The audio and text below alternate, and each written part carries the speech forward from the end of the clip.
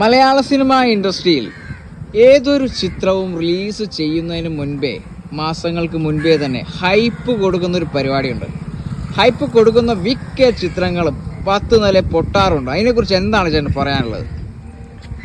Hype കൊടുക്കുക എന്ന് പറഞ്ഞിട്ടുണ്ടെങ്കിൽ, ഈ പടം ഷൂട്ട് ചെയ്ത് കഴിഞ്ഞ് ഫുൾ എഡിറ്റിങ്ങും കാര്യങ്ങളെല്ലാം കഴിഞ്ഞതിന് ശേഷം ഇത് കാണും. ഇത് കണ്ടു കഴിയുമ്പോൾ ഈ പടം പോരാ എന്ന് ഇതിൻ്റെ നിർമ്മാതാക്കൾക്കും ഡയറക്ടർക്കും തോന്നും.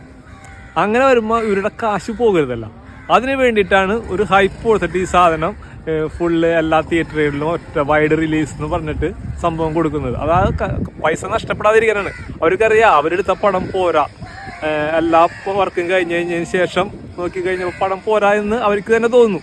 ശരിയാ, അങ്ങനെയാണ് ഇത് ചെയ്യുന്നത്. പ്രേക്ഷകരെ വശീകരിക്കുന്നതിന് വേണ്ടിയാണ്. ഒറ്റ നോട്ടത്തിൽ പറഞ്ഞാൽ ഈ അടുത്ത കാലത്തിറങ്ങിയ മിക്ക പടങ്ങൾ ഹൈപ്പ് കൊടുത്തതിന് 10 നിലയിൽ പൊട്ടിയ കാര്യം നമ്മൾ നേരിൽ കണ്ടതാണ്. അതെ.